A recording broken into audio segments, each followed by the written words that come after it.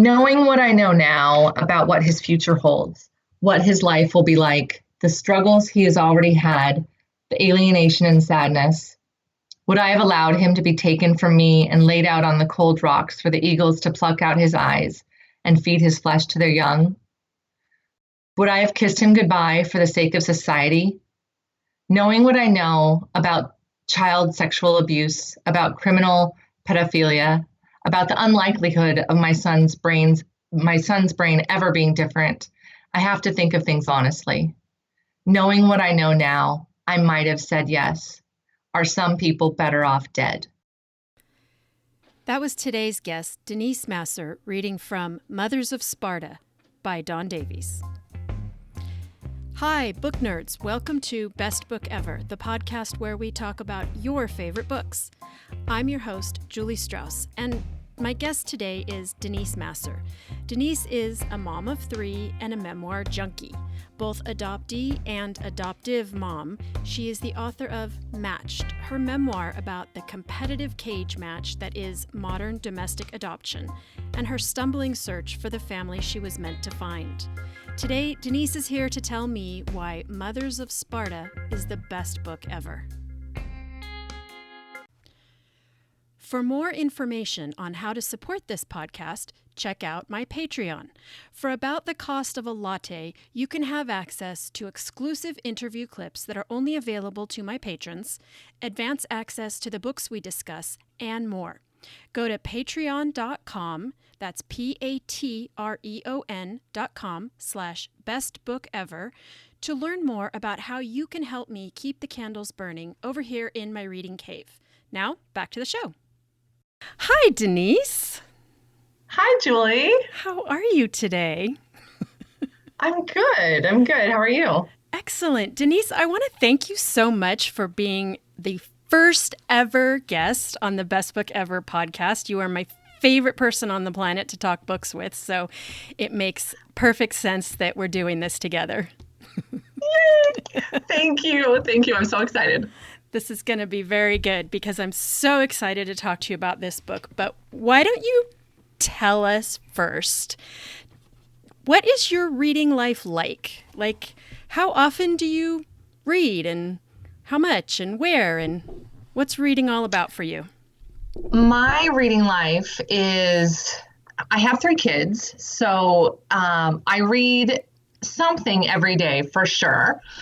If I had it my way, I would read like 4 hours a day, but I don't have it my way. So I usually read at bedtime is when I can really get lost. And I almost exclusively read memoirs because I'm a writer and that's what I've written. And so I just want to really learn and I want to hone my craft. And I mean, honestly, before I even wrote one, that's what I read also, because I love hearing people's stories. So that's what I read. I read almost every day. And I either get what I want to read from people I follow, like on Instagram or Facebook or Twitter, a lot of Twitter recommendations, or I just go to the news section of the library and I stroll around and I read book copy and I just grab what's good. Do you ever read fiction? I do. Like maybe 1 out of every, like 15 nonfiction and then a fiction. Does it affect your own writing?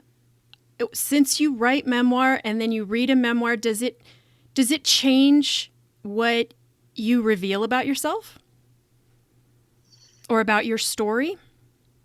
Yes. And that's a perfect question for the book that we're going to talk about today. I know.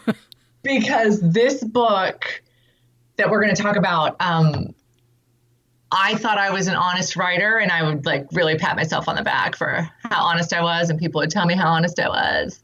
And then I read this book and I was like, I am shit. Like I have never said an honest thing in my life and Dawn Davies has, and I'm going to follow her lead. And it completely changed what I decided to include in my memoir and what I didn't. Uh-huh. So how did you find this book? Is this one that you just came across in reviews or at the library? No, this is so funny. And it says probably something about my character that it shouldn't. But when I was querying, that's what you do to find an agent, obviously. And I'd read all these things that said, before you query an agent, you better really know their books, certainly their bestsellers, know something about, you can reference them or that you've read them, that you're a fan of their authors. That's deluxe. So I went about doing that. But honestly, sometimes I would say, hey, I'm a big fan of blah, blah, blah, but I had not read it. But, when you're querying 80 people, you can't read all of their authors. However, that being said, when I queried Dawn Davies' agent, I can't remember who she is right now, but she's big shit. Dawn's book came up on her page and I read it. I read the jacket and I was like, I have to read that book. Like I am reading that book, whether, I query that agent or not, that book is for me. And that's how I found it. So because you shared this with me quite a while ago. I don't know if it was when you first read it, but I believe you gave it to me about a year or so ago. And I cannot quite find the words to describe it. I just read whatever you put into my hands. And so I tore through it and then I reread it before we were going to talk today. And I still don't have words to describe it. How would you describe this book? It's going to be a test. Julie, I don't know how to describe it either. Okay. I would say it is a memoir. I mean, I think I'm trying to pull even how it's described on, different websites and maybe even Dawn herself. It's a memoir in stories. And it is, there's stories from this very unique and powerful and interesting woman, all the way from her childhood, when she was, had some really meaningful things happen in her childhood, all the way up through her as where she is currently the mother of basically all grown children now. And she just tells stories throughout her life and they are so powerful. And the interesting thing is though, is that, it's Mothers is in the title. And whenever I finish a book, if it moves me either incredibly positively or negatively, I go straight to Amazon to read the reviews to see like what kind of company I'm in. Like, how did other people feel about it? I felt really strongly about this one way or the other. And it's so funny because people say like, if you're buying this because it's a parenting book, it is not. And it makes me laugh so hard because it is very dark in places, which is completely why I responded to it, because she was willing to go to that dark place. What would you have done if you'd have read this when you were pregnant? I honestly think that the magnitude of what she's saying about, in specific essays relating to her son, the magnitude of what she's saying, you almost have to already be a parent in the thick of it for it to affect you. I think what she's saying it would have been so out of the realm of possibility and that's not going to happen to me, but you have to be a parent to know like that fear of how fragile parenting really is. And of course it could happen to you. Yep. We've all been scared as hell with something and thought we were going to lose our children physically or mentally. So I don't know. I think when I was like naive and first pregnant, I would have been like, that's not me. Yeah. And I would have thought, how could this woman think that? Oh, for sure. Oh, The thing that struck me was where I was drawn in immediately was the very first essay, The Night Swim, where she's watching the girls swim in the moonlight. I was in a puddle on the floor because she captures that really specific way that we sometimes look at our kids and it makes us ache inside because their skin just glows. And there's one passage in particular where she is talking about when they leap off the side of the pool and in the arc of their body, she can see, you know what I'm talking about, right? The teenager they're about to become and the young woman they're going to be someday. She can see it all in this child's body. And, oh, God. Yes. And so it was deceptive but I love that she started there, because this is a woman who clearly is passionately in love with their children. Yes. So it's obviously intentional that essay's there. There's never a doubt. Yes. That she passionately loves these kids, and God, she captured that ache so well. That essay you're referring to, Night Swim? Mm-hmm. Okay. I have something to say about how she closes Night Swim. Any of us know as writers, like the hardest thing you can do is make something sound simple, right? That's so hard to do. And the way she ends this essay, it almost just makes me want to punch her. It's so beautiful and so simple. And I want to ask her how long it took her and how many edits to get it to these last, 8 words. Yeah. Okay, so I'll read it. Okay.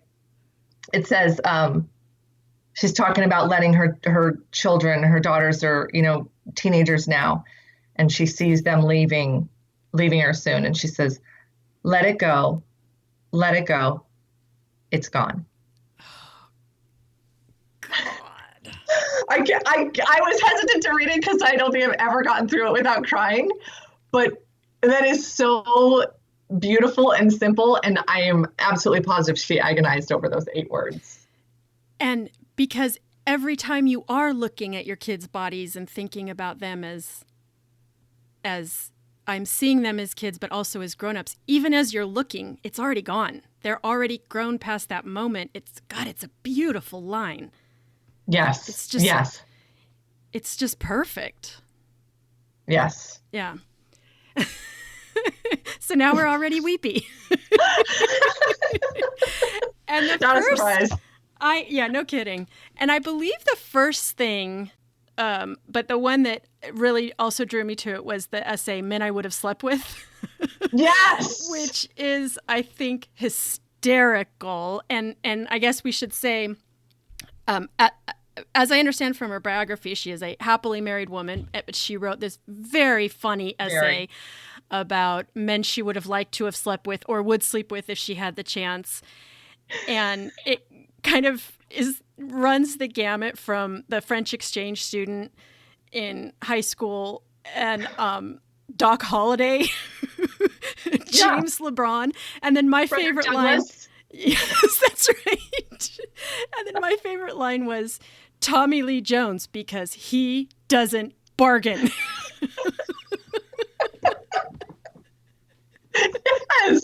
Yes. So good. I love that essay. So good. And I mean, it made me think, like, I wanted to do a similar essay just to send it to you. Yes. Because it would be like Guy in Albertson's line with the Tivas. Anybody who's human can admit that themselves, Yes. They're just people that you're drawn to, and they can be historical figures. She's got Chekhov in here. Yeah, yes. I love it. And again, that's her being so completely real, because I know a lot of married women who would not have that conversation and would be like, it's even, it's disruptive to my marriage to even say this. And she's, you know what I mean? And she's just saying, I'm a human person and it's quite all right. I'm not doing anything. Yes. There's nothing wrong with saying you would have slept with Doc Holliday. Yes. I mean, let's have those conversations. I'm sure your husband also has a list. And as far as it... His list might be longer, ladies. I mean, but the most endearing one, she says, is, her husband that she's with now is her second marriage.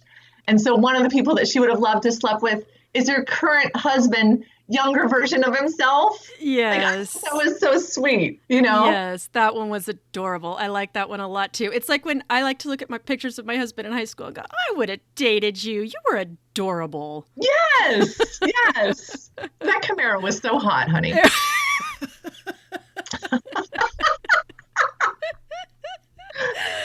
Perfect. So do you have a favorite essay in here? Do you have one in particular or? Yes. Yeah. For me, as far as being in awe of her as a writer, it's Mothers of Sparta. So the title of the book and the title of this essay. And then a very close second would be, what is it, Lies I Tell Myself, where she basically talks about her first marriage. And anybody who's ever been in a bad relationship, the honesty with which she speaks about that, and it's the little tiny things that let you know you're in a bad relationship. But the lies I tell myself, that one just bowled me over. Yes. That's the one where they're at a dinner party and she's imagining, does the other couple argue about this? Does the other couple have sex? Does the other couple cook dinner together? All those things. Yes. Yeah. Yes. And it was it speaks to that thing we do as women where she's comparing her relationship to their relationship all night long. And there's just things in there that are so painful, like when they're at this couple's house and this couple is obviously in love and very intimate, just very naturally intimate. And when they sit down and the couple that they're visiting, the wife kicks up her feet really casually on her husband. And so Dawn thinks, well, I'm going to do the same. I'm going to try to be cute and loving and intimate. And I'm going to do the same. And then she says, without saying, she just has the most concise sentence where she says, she kicked her feet up on her husband and her feet were back on the floor within a minute. She doesn't have to say he found a way to do that, but it's clear that he did, that it just wasn't natural. But we do that, right? As women, we go out with other couples and I'll notice something that another couple does and I might try it out, okay, is that what we're supposed to do? It's so natural. I think you, not as much when you're older, but definitely when you're younger, like she was in that story. So let's talk about the title essay, Mothers of Sparta, which I can honestly say is one of the most shocking and real things I have ever read in my life. It is tattooed on my brain. I will never get these words out of my head. It is an astonishing piece of work. Yep. Can you tell us a little bit about what that essay is about? Yes, it is. Dawn's son has autism and also really severe frontal lobe damage. And so it makes him, she uses the words, a sociopath. And it's unclear if the frontal lobe damage was something he was born with or something that happened, as an infant. He lost oxygen a couple times, but he's a sociopath and he is violent with his older sisters.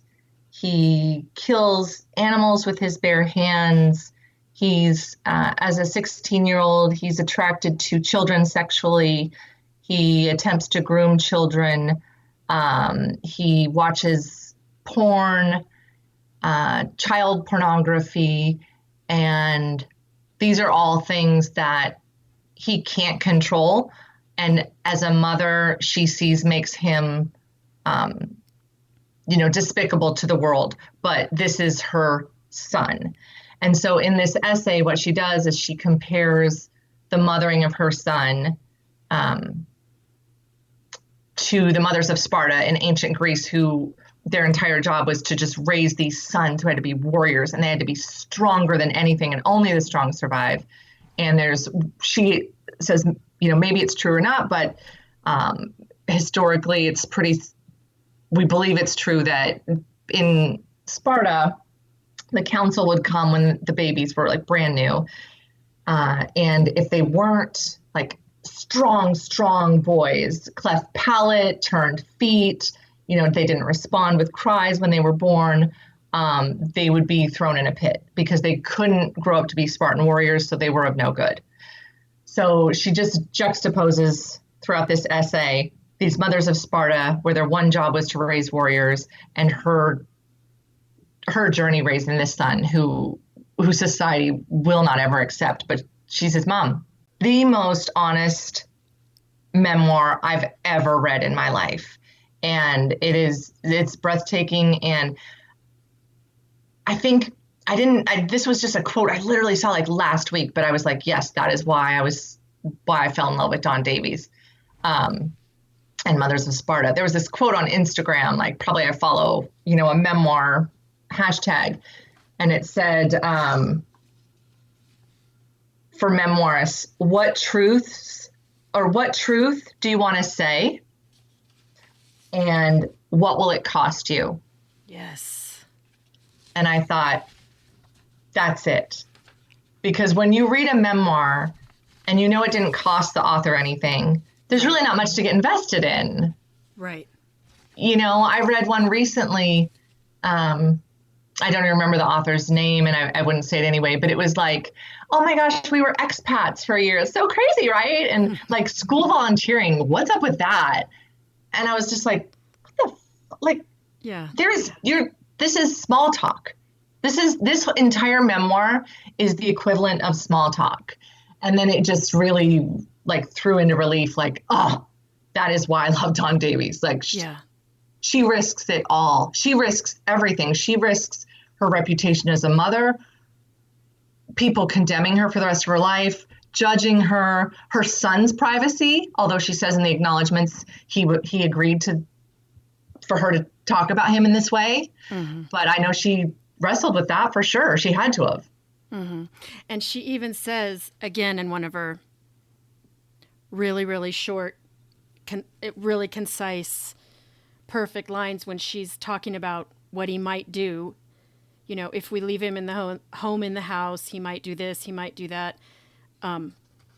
He might molest someone's young son, which he says he would never do, but come on.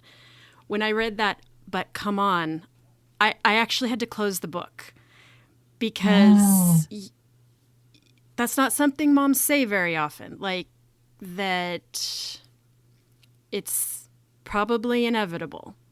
Yes.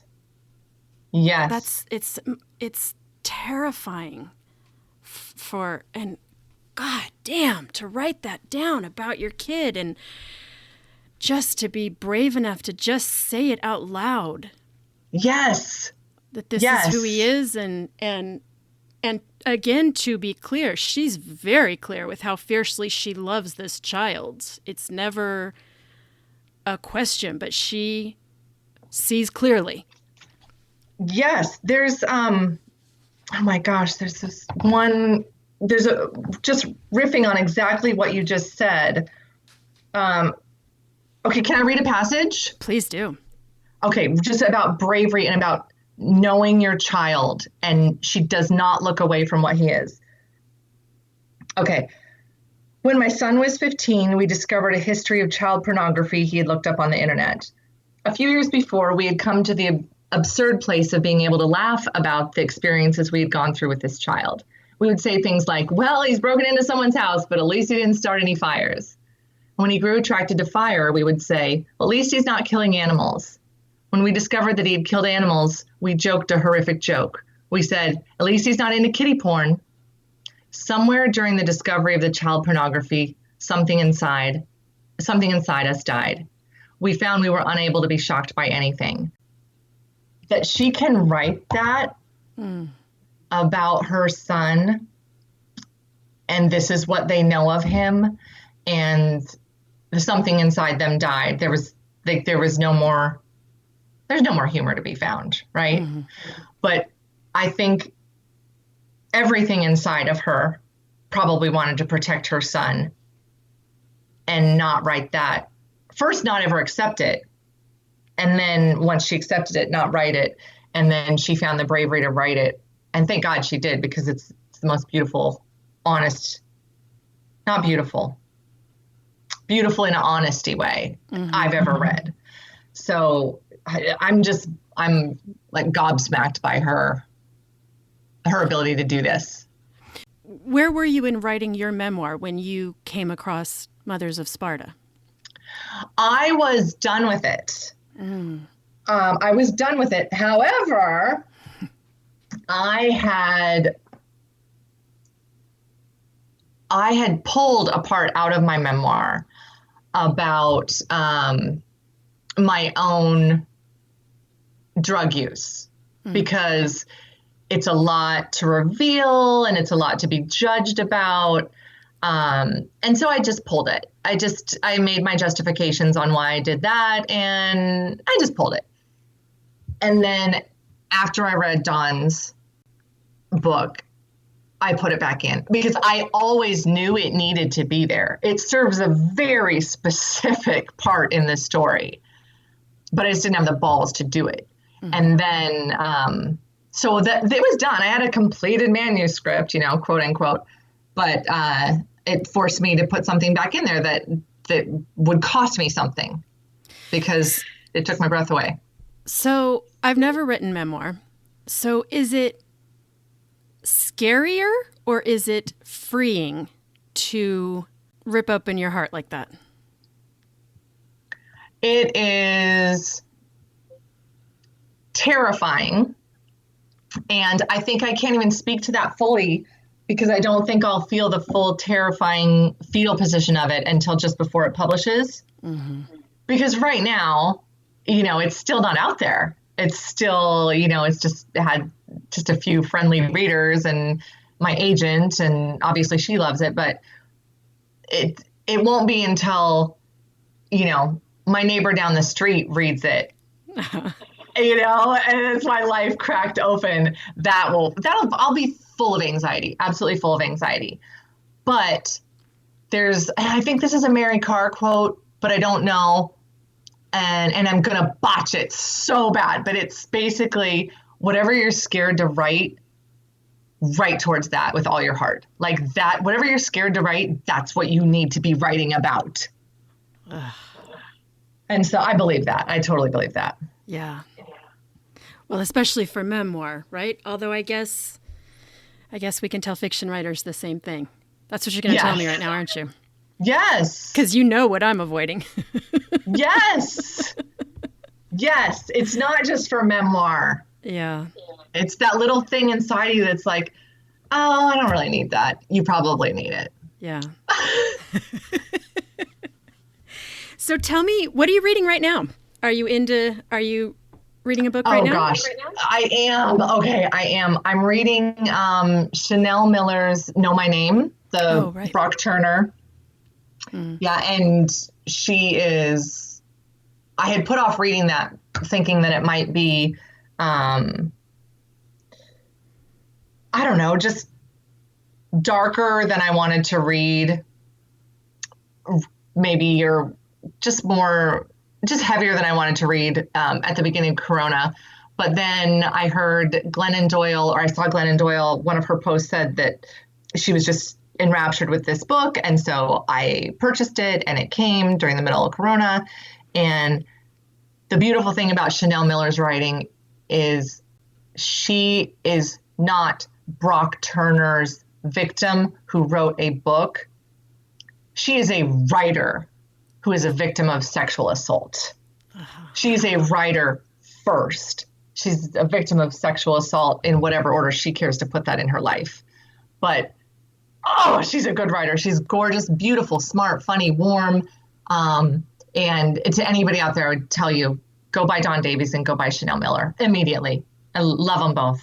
Female voices and just really strong, beautiful writers. Well, Denise, even talking about this has absolutely wrung me out. So I want to thank you so much for, first of all, being my best book friend and also for introducing me to Dawn Davies. And you're so welcome. And thank you so much for being here today. How can our listeners find you? They can find me at probably the best place where everything is all in one is at denisemassar.org. And Massar is spelled Massar. And I love memoir recommendations or book recommendations. If anyone has one on my website, just shoot me an email and maybe I'll review your book. I do a book buzz on Facebook, and my author page is Denise Massar on Facebook.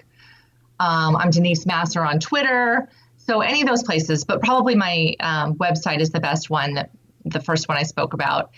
And send me your reviews or your recommendations. I would love to hear them. Thank you so much. Thanks, Julie. Thanks for listening, bookworms. For more information on this episode and links to all the books we discussed, please go to our website, bestbookeverpodcast.com, or follow us on Instagram at bestbookeverpodcast. I'm your host, Julie Strauss, and you can find me everywhere as Julie Wrote a Book. If you enjoyed this podcast, please be sure to share it on social media and leave a review on whatever podcatcher you use. Reviews really help our visibility to new listeners, and we're grateful for everyone. Thanks for joining me today, and I will see you at the library.